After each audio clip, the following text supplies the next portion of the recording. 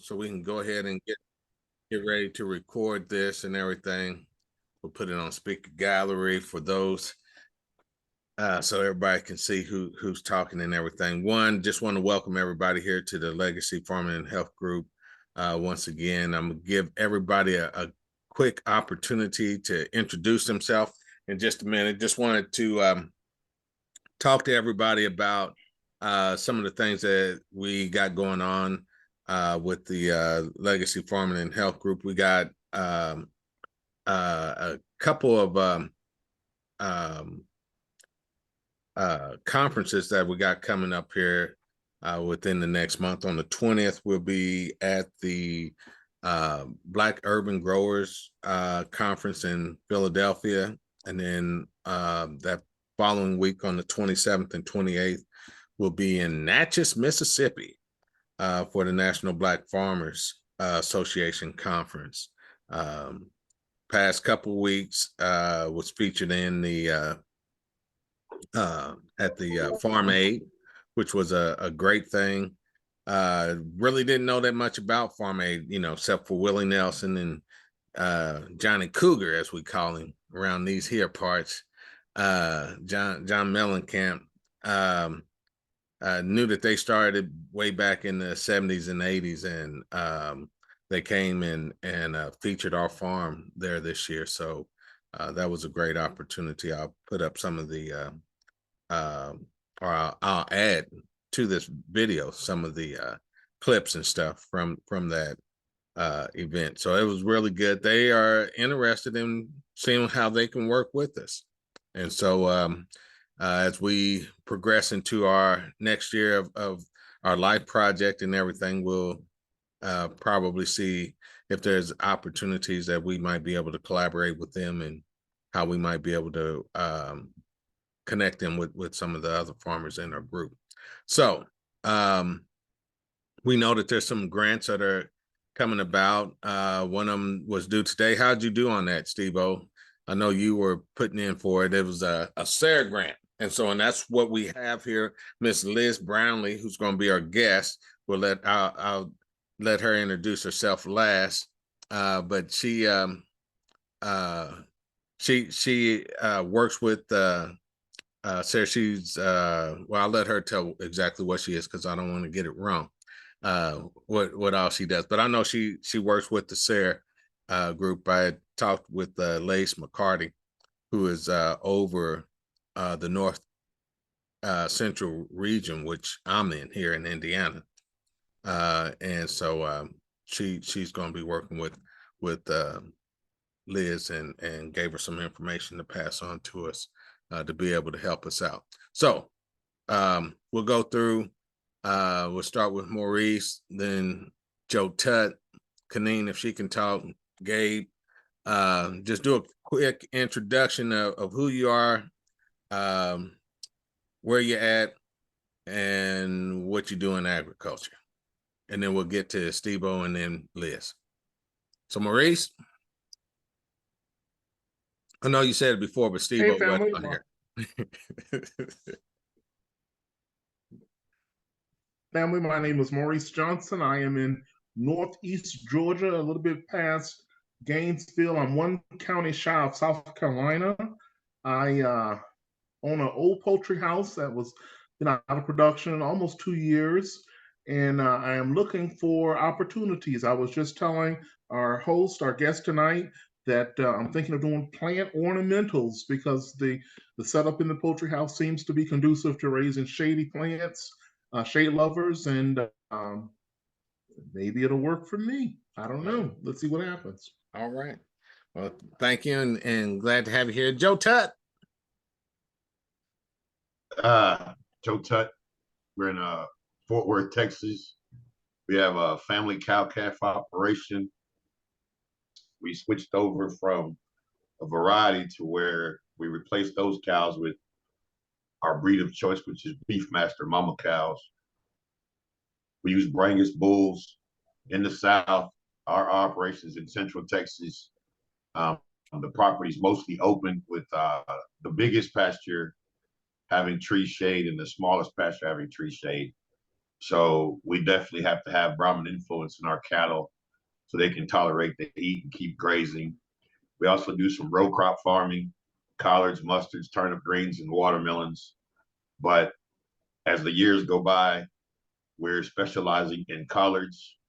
We grow what we call the Joe Collards variety, and we've added the yellow cabbage collard, which is almost extinct except for the Collard Seed Initiative. They have a variety, but they don't have the heirloom variety, the ones that get where the leaves are 3 feet tall and almost 3 feet wide. So we spoke with the founder of this variety. So our soil is great. We have clay loam soil. Another 2 years, we plan on opening up a greenhouse to start a hydroponics operation. And as the younger generation comes on, the two younger boys, they're into the cattle, and the girls are into the vegetables. And so we are transitioning away from collards, mustards, turnip greens, and watermelons to where we will specialize in nothing but regular collards and yellow cabbage collards and just cow calf. Getting ready to transition it over, and I'm just gonna rope the rest of my days. All right. All right. I'm gonna pass it on to Gabe in the ATL. Hey, good afternoon, everybody. My name is Gabriel. I live in Atlanta, Georgia, and been with the Life Project for going on five or 6 years. My area of expertise is urban farming and specializing in the aquaponic space. My ultimate goal is to build commercial aquaponic systems, and try to create large aquaponic grow outs. So that's really where I'd like to go. But right now I'm doing more backyard type pilot systems. But hopefully in the next 4 to 5 years, I'll have a commercial setup running. That's it for me. Thank you, Gabe. Kaneen, are you able to get your microphone working?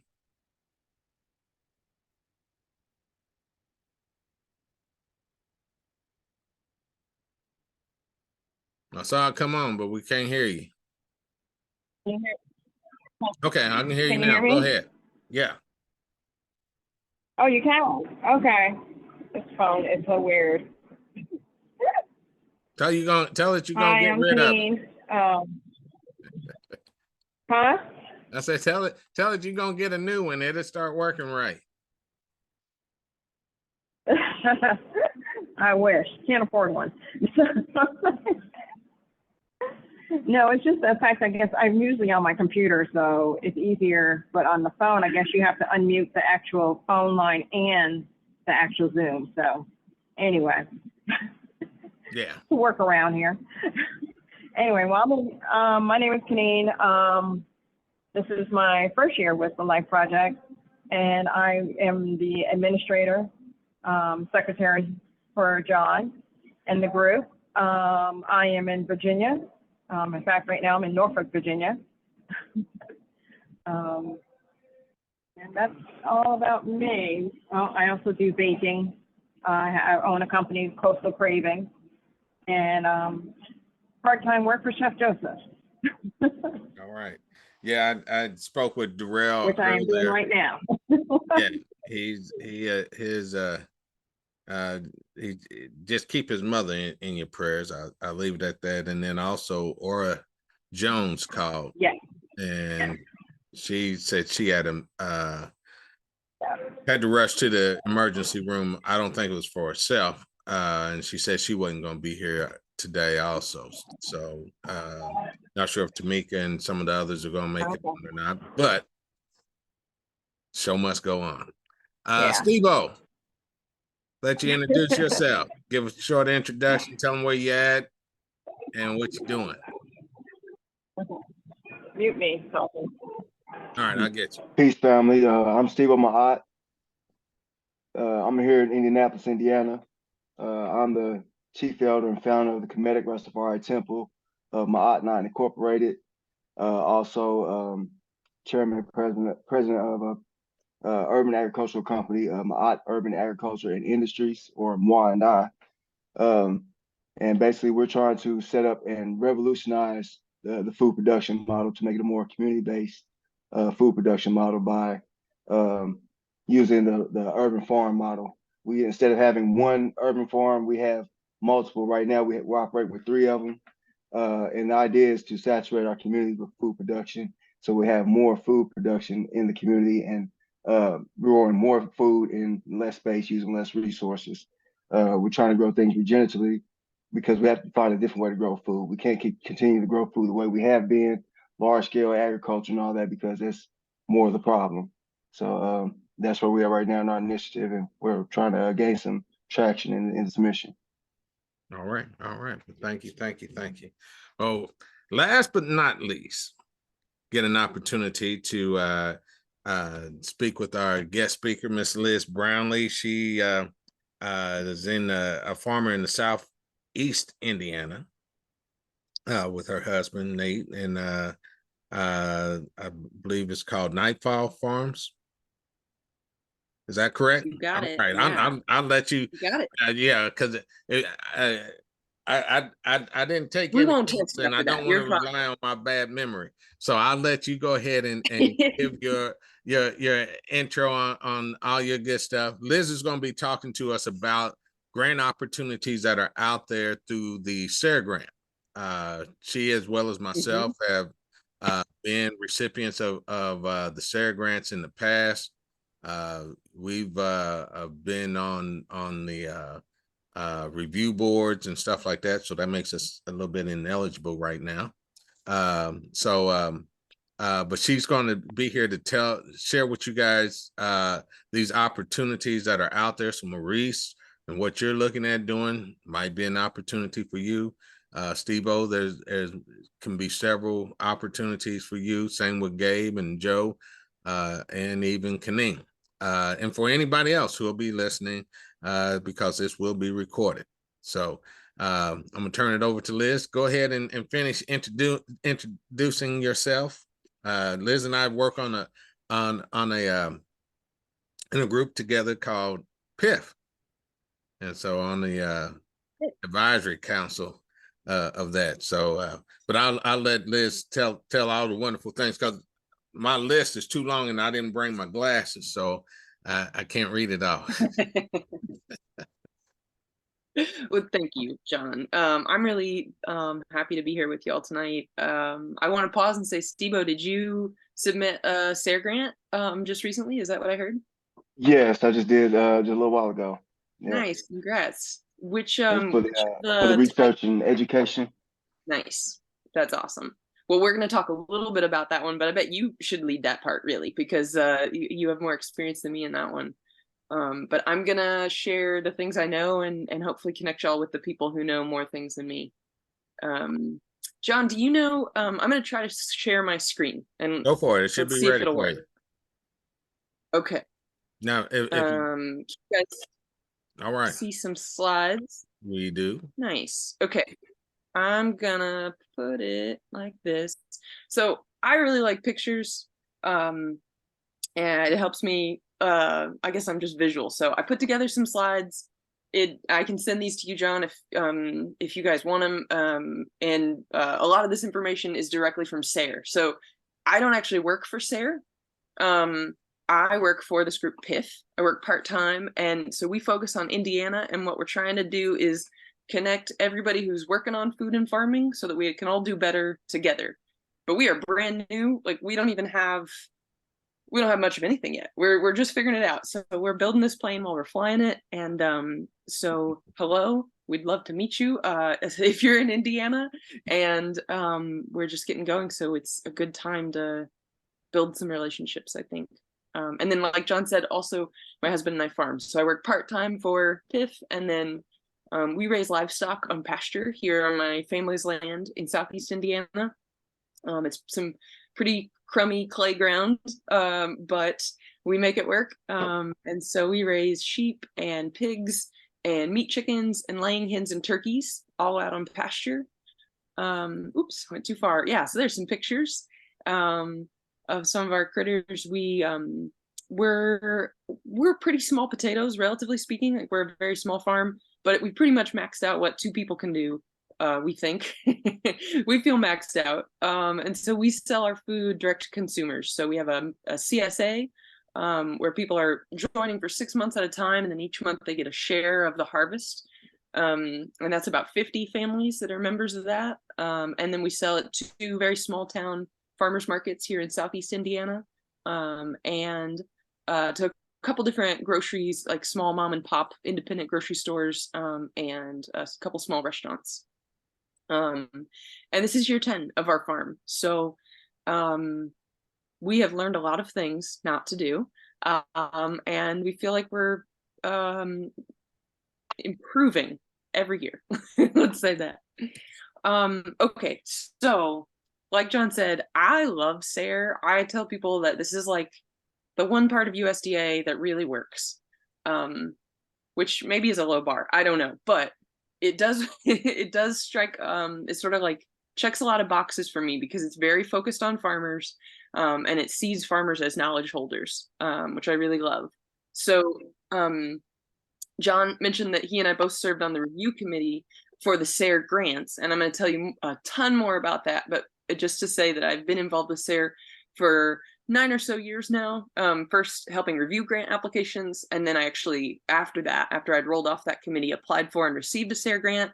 Why is there bacon on the right side of the screen? It's because our SARE grant was to try to do a feasibility study of like, what is the smallest butcher shop you could open viable. Ooh, we've got an echo. Hold on.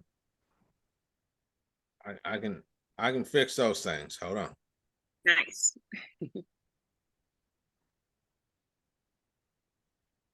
Let's see. I think we're good now. Go ahead. Nice. Great. And then right now I'm serving on the Indiana SARE Advisory Council. And I just bring this up to say there are a lot of different ways to engage with SARE. We're going to focus on the grants tonight, but they need farmers telling them what to do and how to do it. And a lot of times they pay you to do those things or help fund things you want to do. So pay attention to a lot of different ways to be involved with SARE. I think it'll be worth your time. And you guys already answered who's in the room this evening. So I'm really delighted to have time with y'all. John beat me to it. And so shout out to SARE and Purdue Extension. In every state, there's a university that's like the SARE lead. And both SARE and Purdue Extension provided me with a bunch of the information for these slides. So thank you to those guys. Let's see. Okay, so what do we know about SARE? What the heck does SARE stand for? I think I have a slide, but I feel like maybe I missed it. So it's Sustainable Agriculture Research and Education. So it's all focused on sustainable, or I think they would really choose to use the word regenerative now. If they could make that update, maybe someday they will and be rare. I don't know. SARE splits itself into 4 regions.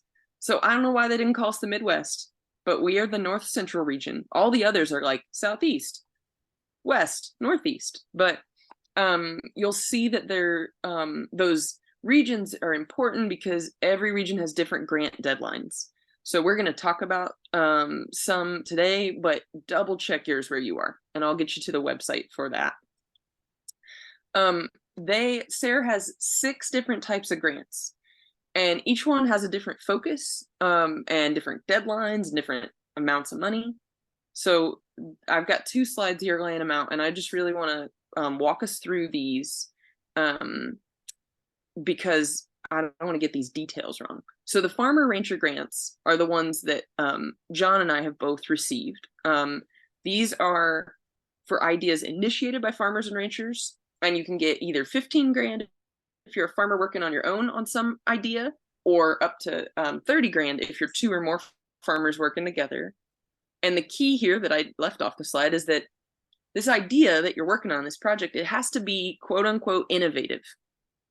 And we're going to talk a bunch about that. But anything you're doing on your farm where you're, let's say you're trying 2 varieties, like the collards, side-by-side trials of different ways to grow those to get the best production, that could be a SARE grant, or a feasibility study, or creating a growing guide for how to do something that nobody in your area is doing.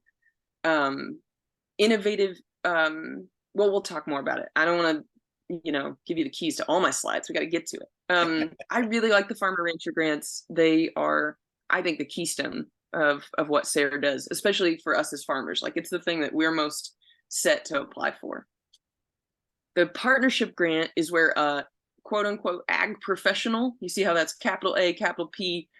SARE calls an ag professional anybody who serves farmers. So John is an ag professional leading the Life Project, right? I'm an ag professional because I work for a nonprofit that serves farmers, but also extension agents are ag professionals, and your soil and water conservation district staff and your NRCS, like any of your conservation folks can all be ag professionals, and your seed dealers.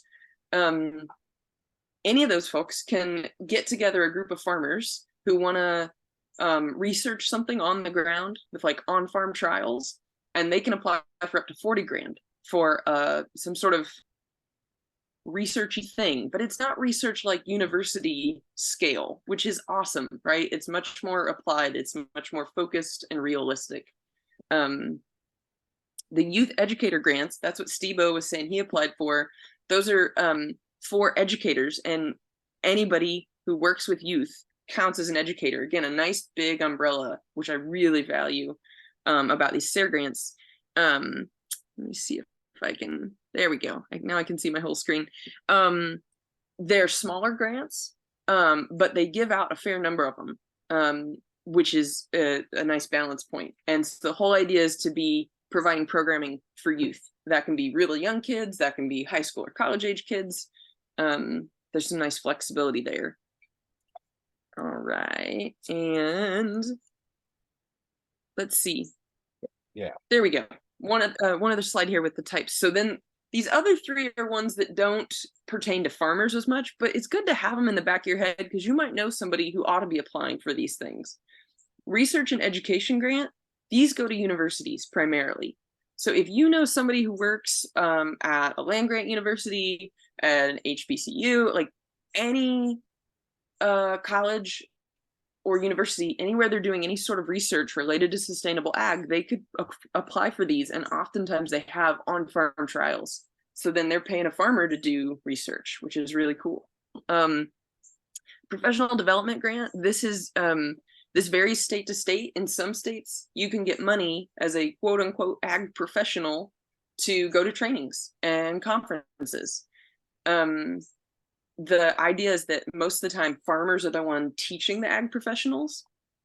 So here in Indiana, we do it kind of a different way than just sending people to trainings. We pick what are the emerging issues related to sustainable ag in our state, and then we have a little subcommittee that dives deep on that. So for instance, the one I'm helping with right now, we're trying to get together ag professionals who focus on farmland conservation and farmland access and land tenure.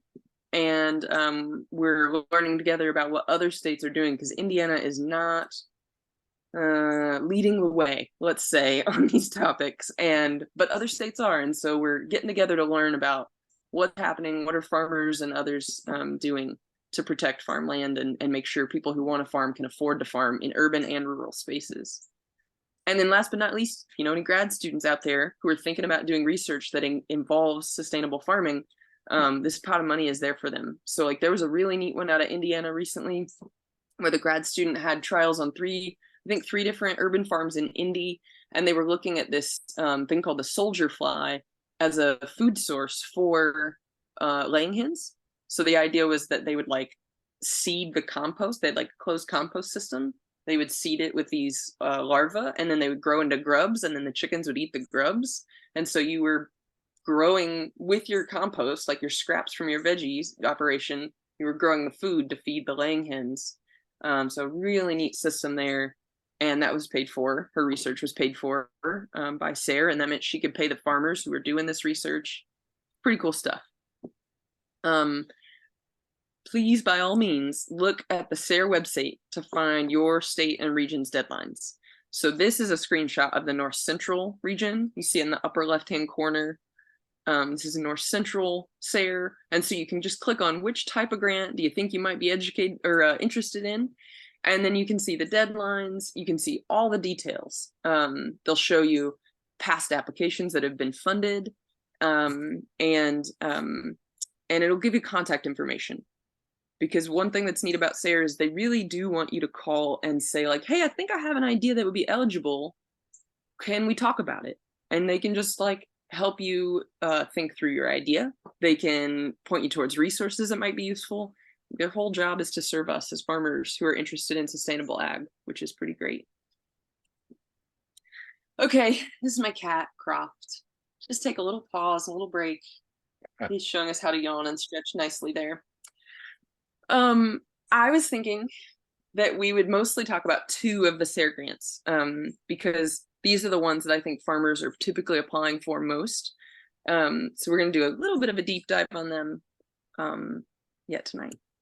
So the youth educator grants. These are, they don't fund just anything. So what do they fund? You've got a QR code that'll take you to the North Central Region Youth Educator page for all the details. But generally speaking, it's about programming for youth. It's a $6,000 maximum.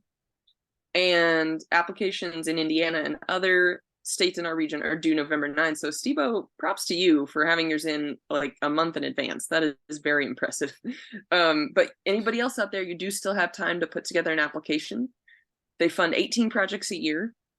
And so look at the odds on those. That is better than a lot of grants, right? That's roughly 1 in 3 projects are being selected.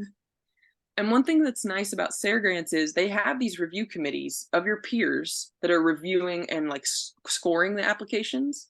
And so they'll give you comments. So if you don't get funded this year, you can ask for your comments and make your application stronger and resubmit it next year. And address whatever they said, like, oh, we didn't understand what you were meaning about this, or we think you need to strengthen this other part. It's a really like farmer-friendly process, I think, in that way. Because they're not expecting us to be grant writers, which is great because we're not. We're farmers. Let's see. Just to give you an example of the types of things this fund here from Indiana, Growing Places Indy is an urban farm on one of our high school campuses in Indy, and they offer this paid 6-week intensive ag program, and it's super neat. It's focused on career readiness skills, but also just connecting with your food. And yeah, this is actually I think I've got one more picture here. So it's the second line on this image that I'm showing you, and a couple key things to know here of what you're looking at. So let's see, the first column is just the project number. You can ignore that. That's like gobbledygook that they use for their internal record keeping. But then you've got the name of the person who applied. This is all public on the SARE website. There's a summary of everything they funded over the last many years. You've got the title. So this is just Young Grow Getters. It's the name of their program. And then the organization that was that applied, whether that's a farm or a college, the state that they're in, and then the amount that they received this year or that year. That was 2022. But notice that next column, cumulative. That means to me, if I'm reading this correctly, that they've received money for the same project in the past. So it is something that you can come back to and get additional funds. All right. And the project just below it is a summer camp at Carl Sandburg College in Illinois. Same thing. They got $4,000, $4,600 in 2022, but they've had 10 grand more than that in the past. And so I think it's just really important to sort of think strategically about things like that, right? That like, oh, this could be a pot of money that we return to. So it's worth the time applying. But, if you're going to apply for this, look at what's been funded in your region in the past. It really helps you get a sense of like, how much do you have to do to have a good project? I know when I served on the grant review committee, sometimes we get applications where people were trying to do everything. They wanted to, hang the stars and go to the moon, and it just wasn't, it didn't feel like it was realistic to accomplish in 2 years. and with the amount of money that they were going to get. It seemed like they were going to just drag themselves into the ground trying to do this and farm, and do whatever it is they did. So I think it's really helpful to look at other people's projects to say like, oh, okay, this is the sort of amount of work people are biting off with these SARE grants.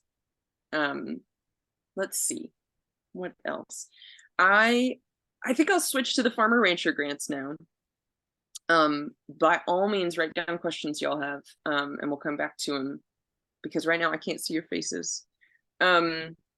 So SARE farmer rancher grants. I've got it in the first part there, innovative. These are for farmers or groups that are trying out innovative farming practices and sharing that information that they learn out with the farming community. The amount of money has gone up over the years. So when we got one, we got 15 grand for 3 farms working together. So they have been keeping up with the times, which is pretty cool. And importantly, you can use that money for a lot of different things. Maybe we'll get there. Let me just zoom out and say, big picture, what does innovative even look like? What does that mean? For SARE, right now, what it means is no one has ever tried the thing. Like, you want to do something that it's just a wild brainstorm you had and you can't find any resources about it on the internet or from your friends and neighbors or anybody ever. If you just have a totally brand new idea, that counts as innovative. Or maybe it's something that you've seen at a conference or read in a book and it's working somewhere else. Maybe that somewhere else is in your state, but just not in the type of community you are, whether that's urban versus rural. Or maybe it's working in other cities, but no one's doing it in your city. Maybe you see it all the time on white-owned farms, but you're not seeing a lot of BIPOC farmers do it, whatever it is. Innovative is relative, but you've got to be able to make a case why, like, you need money to do this thing because it's unique and innovative. And here's what I'll say, I guess, to maybe make that make even more sense, hopefully. The idea isn't just to fund farming. The idea is to give you like a cushion or a financial buffer for doing something that might not work because it's innovative. Everything that's innovative doesn't always work, right? Or it might hit a lot of hiccups or bumps in the road because other people haven't done it. And there's not just like a playbook where you can just say, like, if I do these 5 things, it'll work. You got to figure out the 5 things. And that's what the SARE grant is helping fund, really. And in terms of what it can focus on, it is almost anything. A lot of it's production focused, like how to grow a certain crop really well. But some of it's about marketing structures, farmers getting together to collectively raise and get halal butchering for goats and getting those into markets where there's a demand, or figuring out how to grow in contaminated soils.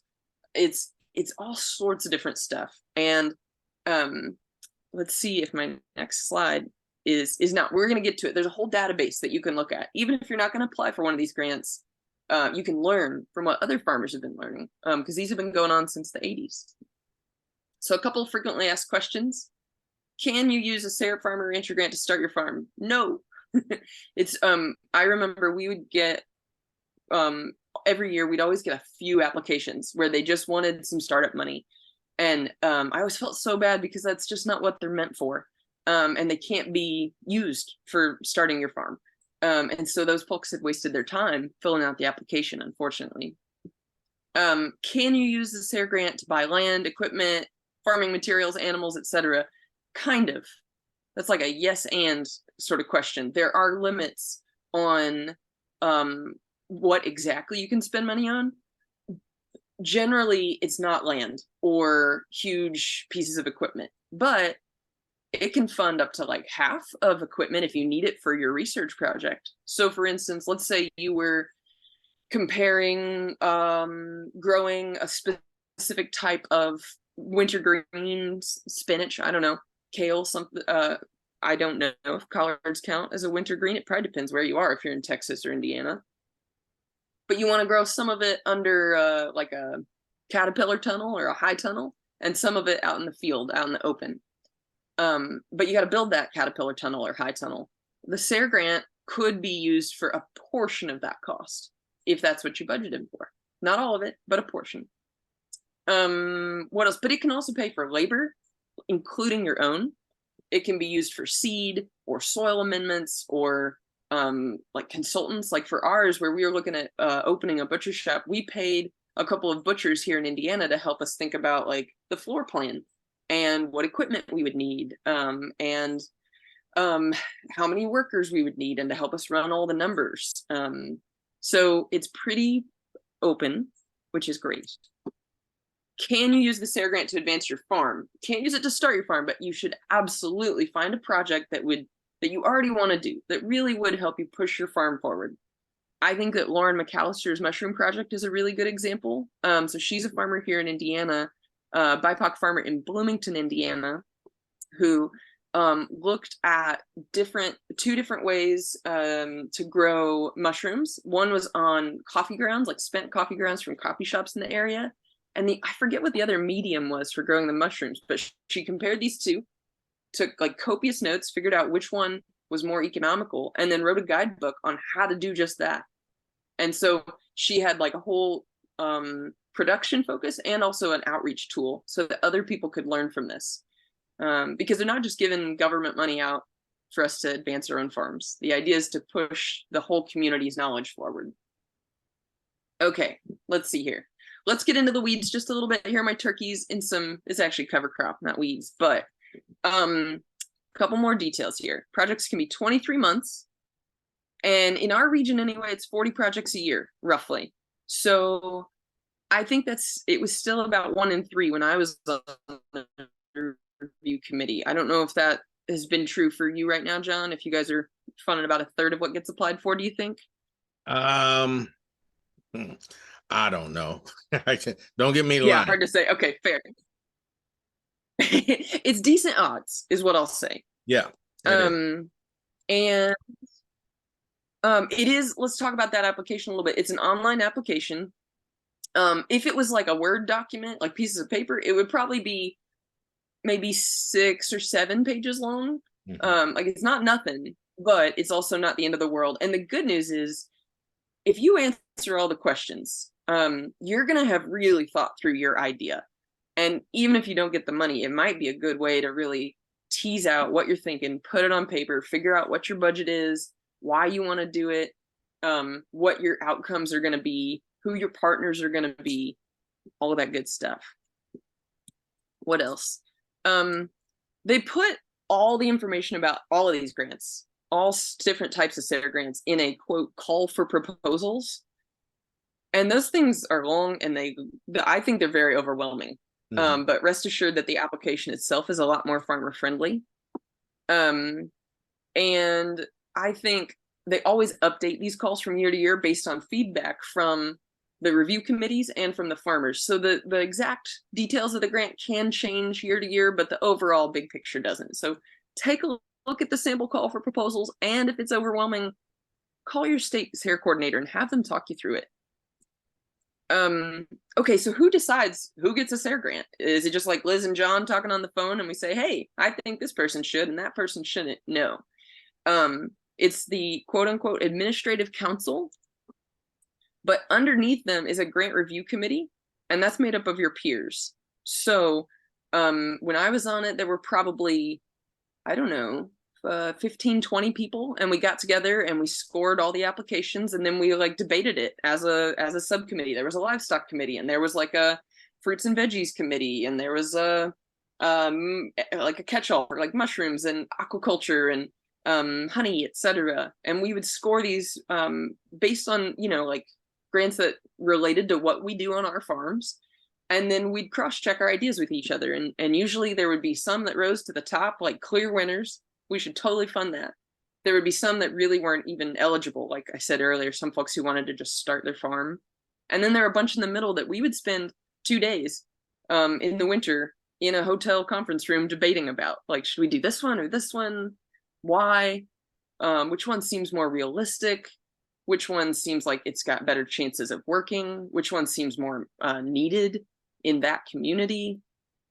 Yeah, if you have any interest in serving on that grant review committee, I highly recommend it. I specifically joined that committee because I thought, like, look, I think I want to do a SARE grant someday. I'm really interested in this idea of like on-farm research and doing outreach with other farmers. I didn't know what I wanted to do it about, but I thought if I serve on the committee, I'd have like a behind the scenes look at how that review process works. And I could probably write a stronger grant having seen behind the scenes. And that really worked well for me. Plus they pay you. So the grant review committee, they pay you like a stipend for reviewing applications, which you do on your own time. In our case, in the Midwest, it was like in December, if I recall. So I could just do it in the quieter time of the year. And then in like February, we got a trip paid for to go be in person together. So we got to go to Minneapolis 2 years and St. Louis 1. And my husband and I both went. And it was like a little mini vacation. It was really fun. And we got to meet farmers from all across the Midwest, and it was really uplifting. It was pretty neat. So yeah, 2 thumbs up for serving on the grant review committee for all the reasons, including but not limited to, you know, hotels with hot tubs, right?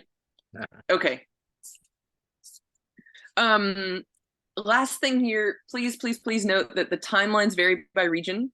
So I just put up the example from the North Central region. So you can see that the proposals are sort of, the call for proposals is put out in mid-August and they're due in early December. So it's not a tiny amount of time, but you do probably want to be thinking about this well in advance. And then you don't find out until like February, March, if you got it. And then if you get it, the money comes out, at least last I knew, it came out in like 3 payments. It was like you got 40% up front, and then 40% after you did like a 1-year report, and then the last 20% after you finished. So it's not reimbursement, but it's not all at once, I think. Look at what your region's timeline is so that you can really understand how you might want to plan a project and what the implications would be for your budget. Okay, so if you want to pursue a farmer rancher grant, I was really delighted about this time last year. I think it was, maybe it's been 2 years. We had Vivian Mohammed, Joyce Randolph, and Lauren McAllister. All 3 are BIPOC farmers here in Indiana who had received SARE Farmer Rancher grants, and they all agreed to come on and talk to us about that experience. Like, what was it like applying? What was it like getting the grant? What was it like carrying out the grant and doing the reporting? The whole bit. They did such a good job, and that's on the Hoosier Young Farmers Coalition YouTube page. And I think that I have, yes, that is a QR code that gets you there. Watch that. They did a really good job, and they laid out their own experience. I think that you'll get a lot from listening to their expertise. I really think call up your state coordinator and talk with them about your idea. Make sure it's eligible, right? Save yourself some time. Find out if anybody has done work like that they know of. The other thing you're going to want to look at is the SARE database. So there's this great, I think it's my next slide. Let's see. Yeah, there's this great part of the SARE website where you can search for SARE projects. And it's got a bunch of different fields you can search. It's not like Google where you just type in your word, but I always put my word in the project title. So in this case, I typed in youth, and then let's see, I said all regions. You can see kind of in the middle, it says region and state. You could just look in your area if you wanted.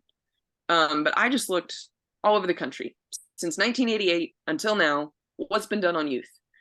And you'll see that there 83 projects came up in this case. And you know what? I think actually I had hit Midwest on this now that I say that. So apologies for the wrong screenshot there, but this was youth in the Midwest. And so there are 83 projects, and you can click on any one of these and it'll tell you more about the grant that got funded. This matters for 2 reasons, I think. Reason 1, if you say like, I'm not going to do a SARE project right now. I'm Maurice, I'm just getting my farm off the ground. That doesn't make sense just yet. Or you say like, I don't know if this is really for me. I think I just want to learn a little bit more. Take a look at some of these and just see what other farmers are learning.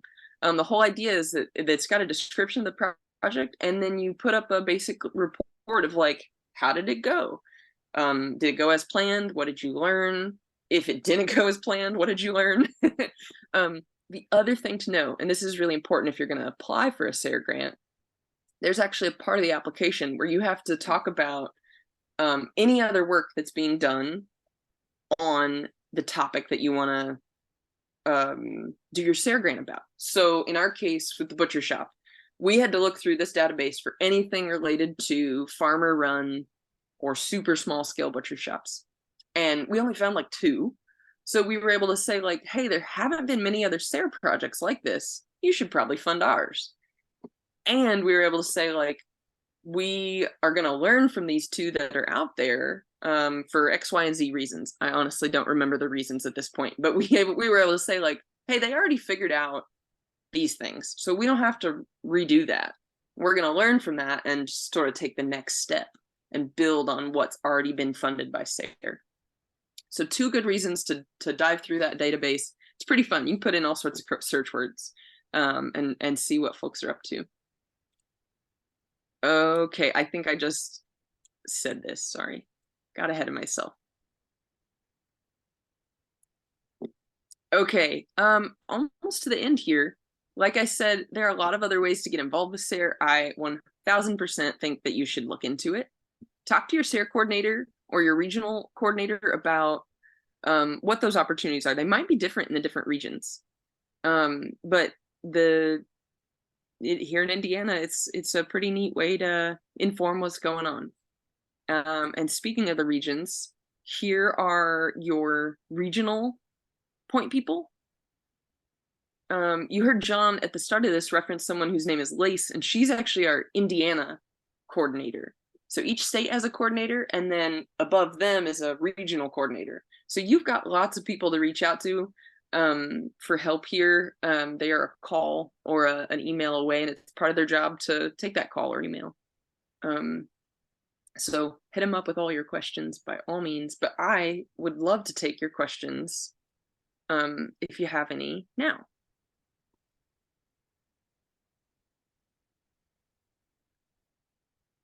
Okay, so Steve-O says he actually applied for the research and education grant.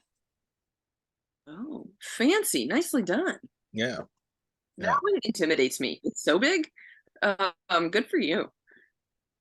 Yeah, we went for the research and education grant. We're partnering up with Ty Sims in Fort Wayne, and also Lauren down in Bloomington. So oh, that's awesome. we're looking to try to see about being able to produce more food in less space, using fewer resources, and making a viable food production, community-based food production system by using the hugelculture high-rise gardens that we specialize in building.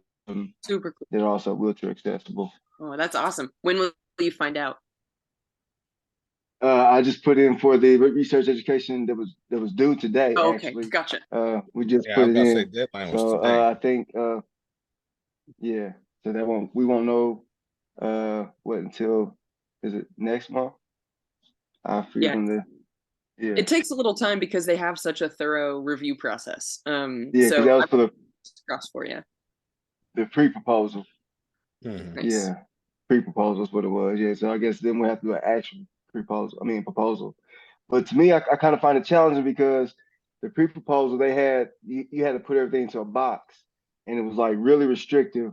Like some of the boxes, it was like 75 words, or so many characters, So it was like really kind of hard to take and extract everything from my idea to put it inside these boxes, to present it. So that was kind of challenging to me. For sure. Well, I bet you did a great job. Do you feel like it helped you think about your idea or communicate it differently? Yes. Every time I do any kind of dissertation, basically, it's kind of like it flows a little better. I understand. It's easier for me to kind of tell people and explain it to them better because there's so many. It's so multifaceted. It's kind of complex. So there's a way that I can kind of speak about it, and it flows a little better the more that I kind of get to breaking down and going through this process of having to kind of simplify or break it or specify specialize in one area. You know what I mean? to kind of segment on that versus, you know, having such a overwhelming picture, like you were saying earlier, like it's trying to do so much.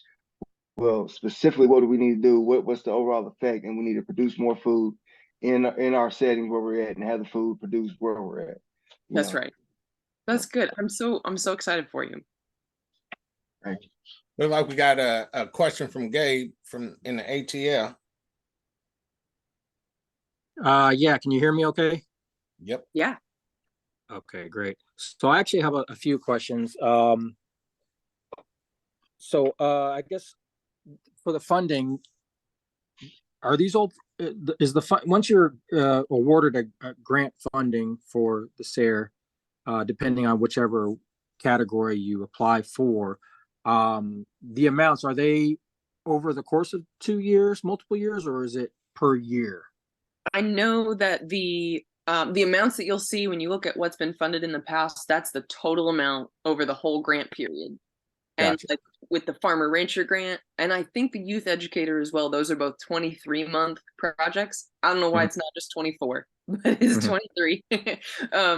And so that's the total amount. And you can spend all the money up front if you want, but they're only going to give you chunks at a time. And that's that's like laid out in the call for proposals. So you know that ahead of time. Like, you know how much you'd get when, which is really handy, of course, so that you're not, like, we did something dumb on our SARE farmer rancher. How did we do this? We got messed up on taxes because of it, because this is taxable income. That's actually really important to note. It's a grant, so it's taxable money to your business or your person or whoever's getting the money. In our case, it was our farm. And so we had a whole bunch of money come in with that first payment in one tax year. And then we didn't spend any of the money until the next tax year. So we had all this additional income that like pushed it so we had to pay taxes that year. And then the next year, we looked like we had a terrible year because we spent all the money the next year. So we just didn't think of that. And I think that's important to think through that cash flow question. Gotcha. Is that helpful? Yeah, it was very. Thank you. I do have a few more questions. So, people applying, I would suspect that you would have to have a farm number. Is that correct? No. You know what? You don't in this case. They don't care about a farm number. Okay. You can be. It doesn't matter if you're like an LLC or just an individual. They are part of the USDA, but they're not. The farm number is for anything, I think, related to FSA, Farm Service Agency, and NRCS, Natural Resources Conservation Service. So I say get that farm number by all means, but I'm almost certain you don't need it for this. You don't. Okay. Perfect. Okay. We got the second from John.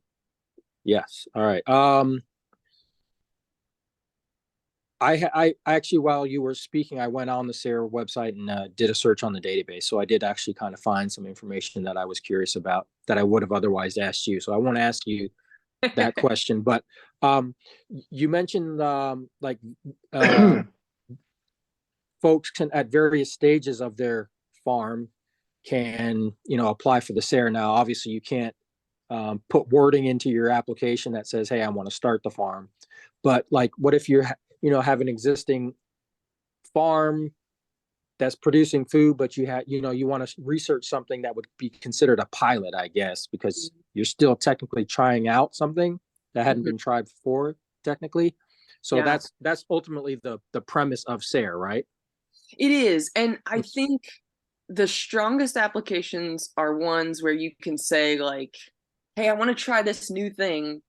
And the reason I want to try it is because I've been like tinkering with the idea or experimenting with the idea. Or I've tried it on a super tiny scale, or I tried it and it didn't work. And now I know what didn't work and I'm ready to really flesh out the idea, and I need some funding to do so. So awesome. I think it's like one step down to say like, I want to do this brand new thing and I have no experience with it, because they want to fund projects that have a good chance of succeeding. Yeah. But it's but you don't have to say like, I've been doing this for 20 years, please give me money to try this thing. Definitely not. Like, totally fine if it's adding a new piece to your puzzle. it's just going to be stronger if you can say, like, so an example here on our farm, like if we could say like, hey, we've been raising livestock, but we want to try dairy sheep instead of meat sheep, let's pretend. They at least know that I don't kill every sheep I own, right? They can see that like I can successfully raise a sheep. I don't know anything about how to milk a sheep. I've never done that before. But there aren't a lot of sheep dairies around, and it seems like there's market demand for it. And so I'm, let's say, sheep dairy products. I'm making this up on the spot. It's maybe not perfect, but you get the idea that like it's stronger if there's at least a little bit of a foundation that you're working from, but it doesn't have to be years of experience. Mm-hmm. Okay. And sometimes it could be, and I guess it could be Go ahead, with John. the who you partner with. Having a storm, so it's saying that my stuff is getting a little unstable, so I'm gonna take my video off. But for example, with the one that I did, we did a comparison between doing a traditional grow. We had individuals who did a bucket system, and another group that did I know what I want to say, but anyhow, they did the drip line out there and compared that. Now, the fun part was when I did mine, it was in the middle of COVID, and so that threw a major curveball into everything that we were doing because people weren't able to get together, and so we had to pivot. Our thing was still to get food out to the communities. And so it then pivoted to, although we did have one group that still did theirs, but with the other groups, it pivoted to getting food into the communities. And so we had to sometimes sponsor getting, when they were bringing food into the communities for during COVID, they didn't pay for getting it into the community. They would bring a truck there, which that would cause a traffic jam. But then we figured out that it was a lot better to take the food to different sites across the city instead of trying to have everybody come to just one location. And so we would rent a U-Haul or whatever and transport the food that way. And and that's one of the beauties that I liked about SARE was that as Liz has said, is that it doesn't have to be picture perfect. I planned it to do this. I planned to get 30 bushels an acre and I got 2. But you tell what happened, because that's part of the thing, as we were talking about earlier tonight about being a farmer. Things happen. And so to me, that was the beauty of the SARE grant that I was a part of, is that it got to show that not everything's a success in the way that you plan it, but then it takes you on to a whole new level. And so by doing that, a lot of things that we're doing now, that's how I got Ty into doing what he was doing.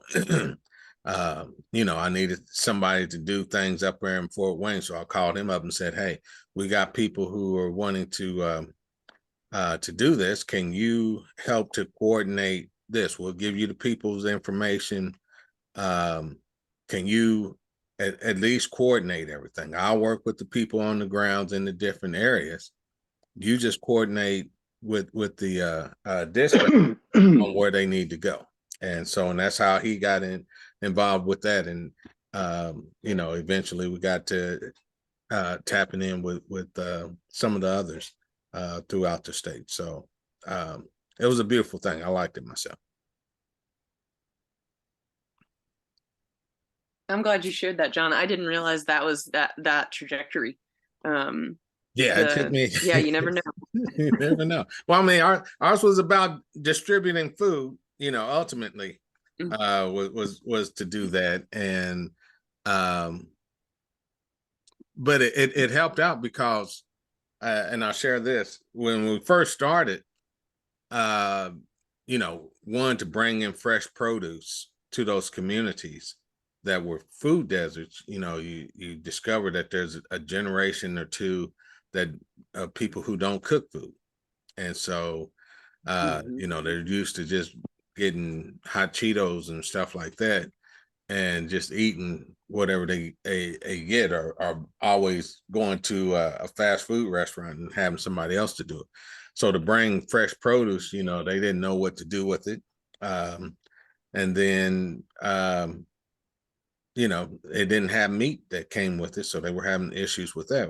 Where's the meat? I see the corn and all this other stuff. I don't know what to do with it. But, but when COVID hit, it opened up a lot of people's mind about gardening and farming and everything. And so they're like, okay, well, we thought things was bad before. Now they really got bad. So we need to figure out how to grow food ourselves. And so that helped propel that. So it was, we were in the right place at the right time, had the perfect storm come through. The good kind. Yeah. Gabe, did you have other questions on your list? Yeah, I just had one more. What sort of government accounts do we need to have, like registration wise? I'm assuming Sam's is one of them for the award, or? That's a great question. I don't remember. Do you know? You don't. So that's the beauty of SARE. SARE doesn't make you run through all the rigid, or at least when I did it. At least for the farmer rancher, yeah. Now maybe I think it's like a check to whoever. Go ahead. Sorry. I was just gonna say, I think you can just tell them, like, who do I make the check out to? So in our case, we got to decide, like, do we want it to be to my husband or I, or to our farm business? Oh. Okay. And so that was just, then they wrote the check to that entity. And I think we did it to the farm just because we try to attempt to keep the two separate, right? Like, this is Liz and Nate's bank account, and this is the farm's bank account. Right. There were no hoops. Now, I don't know, it's possible on some of the bigger grants, like maybe the research and education, because they're bigger chunks of money, maybe there are different rules and regs. I don't know. I apologize. No worries. But that'd be a great for your state person, because they would know for sure. Okay, fantastic. That's all I had. Thank you. I got a quick question for you. I'm at a disadvantage. I don't know how to raise my hand in Zoom, but you know how to speak, so you get. One more time? I said, you know how to speak up, so you're good.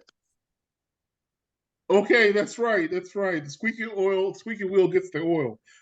Really quickly, we looked at the spreadsheet that showed the grant total and then the cumulative total of how much money that organization received. You've been on the evaluation process. Mm-hmm. Do you find that people that have done something before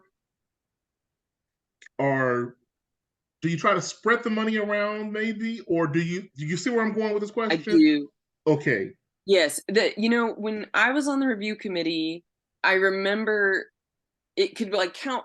We tried to weigh it in both ways. In one way, if you've already done a SARE grant, like, you probably know what you're getting yourself into, so that's nice. On the other hand, we want to spread the love, right? And so we don't want to just give money to the same people over and over again.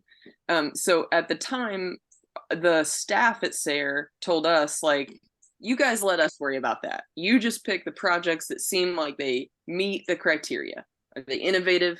Are they focused on what farmers need? Do they have a good outreach plan for how they're going to share what they learn? And they said that in terms of states too. So like Indiana, though I love my home state, we are sometimes a little behind. And we never have as many applications for SARE grants as other states in the Midwest. So I'm always telling Indiana farmers, like, that could be a SARE grant. They'll say this awesome idea in passing, like it's no big deal. I've always wondered about blah, blah, blah. And so I'm just trying it out. Get a SARE grant for that, you know? But we would say, like, well, do we need to have even distribution across all the states? Should we make sure there are 3 grants accepted in Illinois and 3 in Indiana? And they'd say, don't worry about that. You pick the projects that are the best, and it's probably going to shake out. So that's been a few years. John, what was your experience of how you guys thought about those sorts of nuances? Ours was basically the same as yours. We just weighed out what people were, what they put in for, if it met the criteria. And then we also looked at, is what they were doing, was it actually feasible for them to do? So yeah, one of the things that that was part of why. Go ahead. You, John, go for it. Okay. Well, one of the things that I share with people is under promise and over deliver. And so, you know, a lot of times you want to come out and say, hey, I'm gonna give you 2 all beef patties, special sauce, lettuce, cheese, pickles, onions on a sesame seed bun. And they're like, okay, well, you don't have, you know, you're not going to be able to afford all that. And you recognize that, you know, you're able to do it, but just put in for the 2 all beef patties part of it and say, hey, this is what, you know, I'm gonna do this. Now, if they get the extra, then that's fine. However, if it's a bad week on the pickles and the onions and you don't deliver that part, then it looks like you come up short. And so in these grants, my viewpoint is this: a grant should be like ether to a tractor that hadn't been started all winter. You squirt a little ether in it to get it fired up and get it to working.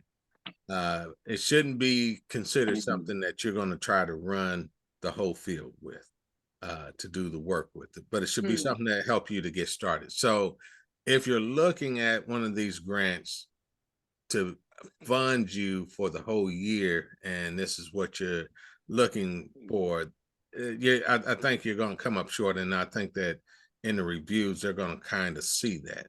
But if you can go up there and say, hey, this is what I'm doing, I'm already doing these other things, this is just a special project. And I think that's kind of what Liz was talking about, for startup farms. You know, if you're saying, okay, well, I'm looking to go buy a farm and do this and do that, and that's what I need this money for, then you're kind of looking for this grant to run everything. If you can kind of show that that's not going to be your livelihood in a sense, I think that you have a good chance at doing it. You show that you have background in whatever it is that you're doing. Even if you don't, it's fine. I'll tell you this last part, and then I'll dive off. This was the first grant that I wrote, and I didn't have all that experience in doing it. It was something that I saw that was a desperate need, and I was committed to tackling that need with or without the grant. And basically that's kind of how I put it out there. And so I just came with that commitment. So I think that's such a good way of thinking about it, John, right? Like, is it something that you feel so strongly about that you're going to figure out how to do it no matter what? Then necessary. Yeah, that's right. Right. As opposed to it being something like, well, if I get this, I'm going to layer it on top of everything else I'm already doing. That, for me anyway, is a recipe for trouble. If I'm just trying to do it on top of the 18 things that do pay the bills. Right. But if it's something where you say, like in our case, oh gosh, butchering is such a bottleneck. And so you got to figure out some other way. Yeah. Was somebody else about to speak? I think I spoke over someone with I got a delay. I think I was just speaking to what you're saying. It's kind of like alignment. When you have when you have an alignment of purpose, you know, and is what you're doing, and you see the need for it, you're gonna be committed to it, you know, and that comes with sacrifice a lot of the time, and so if you're committed to that action, that's what you're doing, and this alignment, you look at this like it's an opportunity, like I said, to give you a little jump start, a little push. That's exactly what you need to get going, you know, or to make yourself make the mission more effective, you know, then that's the approach you should take with it. And that's how I see it, you know, because everything we're doing on the premise of what's needed, you know, is necessary, you know, and when we look at the reality and put things in perspective, what's really going on with the resources, this is something that's needed. You know, we have to find a different way to really grow our food, because what we've been doing is not working. You know, it's been a problem. So we have to find something totally different. So yeah, I'm with it, and I like this institutional way set up this way, you know, to be able to be like the liaison for farmers, you know, and that's really dope.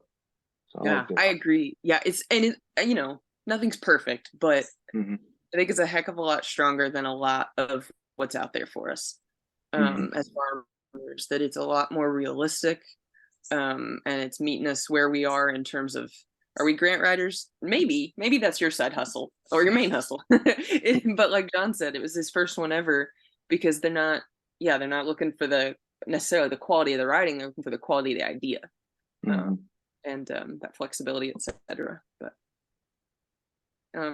well, guys, I'm available for questions. I may not know anything else, but shoot me an email, and I'll connect you to somebody else who's more you know, in tune if I don't know it. Yeah, go for it. I do have a question. So we applied for that grant, but like I said, with our plan, everything being what it is, the mission was needed. There's so many things that are in alignment with us, because our whole movement is regenerative agriculture. So, and with us, we have a big education component. We're already working in 3 elementary schools here with our curriculum. We have an online curriculum also, you know, a 7-line course where people can take our course and be certified at the end to be regenerative agriculture or regenerative urban farmers and be employed with our partners. So with it, I see so many opportunities with these other grants. Can I apply for just more than one? My understanding is yes. I don't think there's any reason you couldn't. I think they wouldn't want you to double dip for the same thing, right? Like you wouldn't want to try to fund the exact same thing with 2 different types of grants at the same time. Yeah. But I think you can put your name in the hat for different aspects of what you're doing. Yeah. Like a separate element of what I'm doing. Right. So going back to the 2 all beef patties, special sauce, lettuce, cheese, if you just put in for the 2 all beef patties, then the next grant that you apply for can be for the special sauce. The next one can be for the lettuce. The next one is the cheese, and so on and so forth. And you can layer it that way. And that way they can't come back and say that you're double dipping, trying to get paid to do the same thing. And another thing I saw that was big on the grants was they were looking for partnerships and collaboratives. So a lot of that I think was key, and definitely in the bigger ones, you know, if there's more money, everything is going to be spread out between all the entities, you know, evenly. So, but that was just my observation on that too. I think you're right. I think that's true of a lot of grants in general. Like they want to see collaborations because that means various stronger and got more resources come to the table. But especially for farmers, we know like somebody's going to have a bad month or year, and another farmer in on the project can fill in that gap, or you're just inherently stronger together. Yeah. So yeah, they reward that with bigger pots of money, which is great. And trust me, you'll be happy when you get a good partner. Yeah. Indeed. So, well, that's everything I've got, John. Yeah, I was gonna see if Joe had anything. I know he was awful quiet. No. All right. All right. Just listening. All right. So, well, Joe, you spend some time, but definitely tell that younger generation of yours as well. Think about if you've got that production focus, there's some great side-by-side trials comparing 2 different ways of doing a thing, or varieties, or processing methods. Like there are lots of SARE grants that are really I think beautifully cut and dry that way. It can help the farm answer a question like, we think it could be better this way, but we've always done it this way, so let's try both. Yeah, we're undecided on the aquaponics because I just don't. The guy in Houston, Sustainable Harvest, Mhm. they produce 10 varieties of lettuce, but lettuce is a smaller plant. And so they ship 10,000 heads a week with a plug where you can wrap the roots around it. Sure. So when you receive it, you can drop it back in water until you decide to use it. Mhm. But I mean, you can see in the background, once I learned how to do this background stuff on Zoom, but that's the plant that I have, that Gabriel and I have grown. And we've looked at fertilizer, we looked at natural elements like wood ash, which is a natural substance of potash. Mhm. And we found a guy that's got a leaf so big it will cover my entire body. Wow. But he side dresses it with the 3600, but he uses wood ash. Huh. And wood ash is a potash natural substance that helps the plant process nitrogen. So it slows it down where you're not burning the plant. And the way you know you're burning a young seedling, as I learned, is the stem is light purple to deep purple, where you have to flood the field to save the plants, the seedlings. And I've tried spray-ons on the leaf where the cells are open late evening or early morning, but really it's just giving them that time when you feed them. So now I'm learning that the biggest thing I have from a county agent at University of Arizona, my frat brother, it's documented that you reduce the growth time by 50% for full maturity. So instead of 90 days, 75, 90, 45 days will give you that plant behind me. And that's the small one. You get them larger. So now what I want to find out is, where is this coming from that the acre you produce in the field, you can produce 10 times the amount in hydro or aquaponics. Yeah. So a side-by-side trial of like, right. So yeah, that could be really cool. So we, he was telling us to dig a well, and I said we can't because our water co-op sends a notice there's traces of arsenic, so we won't be using that. To dig a well, the water comes up 170, 180 degrees. And he was like, oh, a cooling tower. I said, no, because that's an extra cost plus the arsenic. So we're doing a pole barn for rainwater harvesting. And then we'll get with NRCS for the reverse osmosis to clean the minute particles out of the water, because now you're feeding the plant through the water. With the fish, we're not sure whether it's tilapia or catfish, and the waste and stirring it, getting it minute enough where the plants can absorb it. So, but for us, we just see there's a market here. Baker Farms is in Georgia. They produce 3,500 acres in the spring and the fall. They harvest twice off that crop, and then they have a farm in Michigan and Ohio when it's too hot in the South. Wow. And so they grow the Vates in the Flash, which is a variety that matures in 50 and 55 days, but they have those collard characteristics. They shrink, there's bitterness, and they're not as tender. Whereas these collards here, no bitterness, no shrink, and tender like spaghetti. So we want to figure out a way to grow more in a shorter time without the land. And so, and then you can come back and reharvest. So we've already seen it in the ground where you can cut the whole plant above the ground 2 inches in less than 30 days. It's got a new stem with 2 leaves growing. Couldn't come again. Mm-hmm. So we want to get them above the ground, leave the crown, take the big leaves, let it come back again. And so sound like good research to me. Yeah. Sound like good so, research yeah, to me. I guess now I'll put it together. So we're looking at a greenhouse because there's a gentleman north of Denton, north of Dallas. He's got 1.2 million square feet under glass. He does microgreens and spinach. And so once we get a nice little supply of yellow cabbage collards, we want to take each variety and try and do a small scale aquaponics, small scale hydro, see which one does it bigger, better, faster, with the high quality that we want. And then we're going to take that and start pursuing our restaurant customers because we're closer, and we're going to undercut the market. I have that Walmart mentality. Go cheap, push the competition out, then raise your prices. But in this instance, we won't push the competition. We just want to take their customers and leave it low. Yeah. Well, it sounds like a lot of good research. All right. But don't want to overextend our time with you. Oh, that was my computer that did that. You guys still there, right? All right. My computer jumped to something else. Want to thank you, Liz, for taking time to be on here and everything, and answering everybody's questions. We definitely appreciate that. I will put your email and stuff on the video when I send it out. I'll send you a copy also. And just want to thank everybody for showing up today. Definitely appreciate it. We'll be back in 2 weeks on third Thursday. We'll have to find out who our special guest speaker will be on that day.